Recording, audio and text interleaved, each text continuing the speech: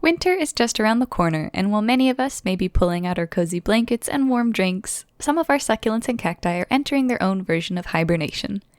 As temperatures drop and light becomes scarce, it's time to help your plants get ready for those colder months of rest. In this video, we're going to go over what dormancy is, how to observe your plants and climate, and helpful winter care tips for your plants. During the colder seasons, many succulents and cacti enter a phase called dormancy. This is their natural way of resting, saving up energy, and slowing down their growth when temperatures drop. Sort of like a bear hibernating in winter.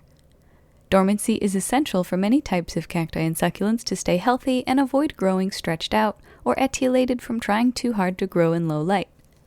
Most cacti and euphorbia are winter dormant, and some examples of some of our winter dormant plants are Ferocactus, Agave, Sempervivums, Echeveria, Ripsalis, Opuntia, and Mammillaria.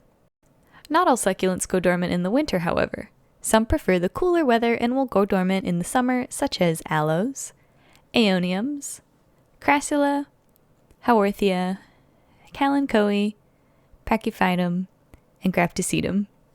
In this video, we're going to focus on winter dormant plants, but it's still good to know that there are some summer dormant plants as well as winter dormant ones, so it's up to you as a plant parent to do a little research and find out what your individual plant's needs are. As a note, if you keep your plants indoors in a comfortable environment, then odds are they will not enter dormancy. For the most part, you should be able to continue care as normal, but it's always good to observe your plants and keep an eye out for any signs of stress, which we'll go over later in the video. During a plant's dormant months, you may notice a few things start to happen. You may notice growth start to slow down in your plants. The soil will start to stay wet longer, and your cacti might start to experience mild etiolation. Some of the colors of your plants may also change due to cold stress. Remember that these things are perfectly normal, and that now is the time to slow down and be lazy. When it comes to helping your succulents and cacti handle winter, it also helps to know your local climate.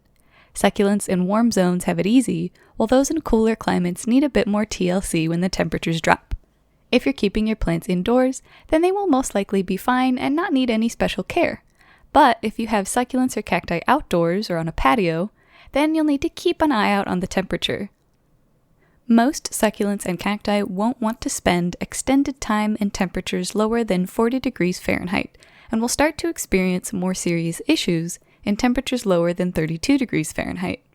Generally, if you're in USDA zone 10 or higher, your plants can stay outside with minimal fuss. But if you're in a colder zone, below 9, you might need to bring them indoors or take steps to protect them from freezing. Think of microclimates as the little mini environments of your home. For example, your home's walls can act as natural heaters, keeping outdoor plants warmer when they're close by. Trees, fences, or hills may block cold winds or prevent frost from settling in certain areas. So while your region's weather forecast gives you the big picture, your garden or home might have its own mini environment going on. If you really want to get into it, try measuring the temperature in different spots to discover your own microclimates.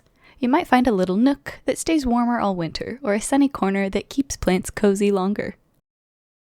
Here are some ways to care for your plants during the winter, whether you keep them indoors or outdoors.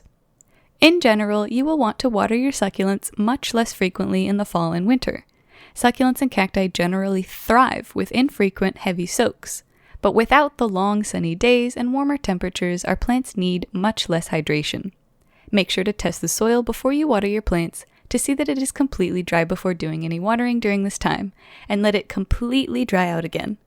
It's even okay to let your plant stay dry for a few extra days or even weeks. You'd be surprised at how well some plants, like lithops or certain cacti, can be overwintered with no water at all. As the days grow shorter and the sun lower, some succulents and cacti will start stretching out and reaching for light. To keep your plants compact and colorful, move them to a sunny spot like a west or south-facing window so that they can get as much light as possible. Especially for any succulents that you bring in from the outdoors, it's important to maintain the hours of bright light that your houseplants are accustomed to.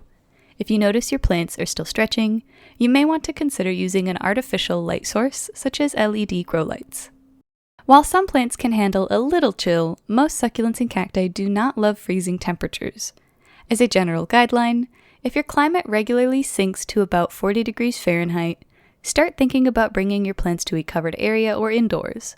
If temperatures drop to or below 32 degrees Fahrenheit, then you will need to cover your plants with frost blankets or bring them inside to avoid frost damage. As a final tip, check for pests. Since the soil stays wet longer, pests like fungus gnats are more likely to stick around your houseplants, and snails and slugs might bother your outdoor plants. They just love some damp soil. Check for pests when you can, and take care to treat them if you find any in your plants.